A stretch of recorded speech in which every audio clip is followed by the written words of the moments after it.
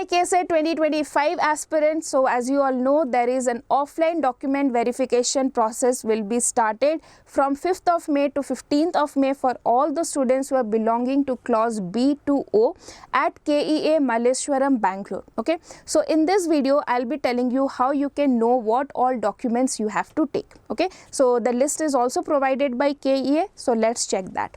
You have to go to the official website. Okay. Once you go to the official website, you can click on the admission sections, then go to UGCET 2025. Here you can see UGCET 2025 list of documents for clause code wise. Okay, so just click on this one and you can find this document. You have here it is written clause B, and all the documents that is required for those students who belong to clause B should take these documents, and above all originals plus one set of Xerox copy you have to take. Okay, similarly you can see the next page is for clause C.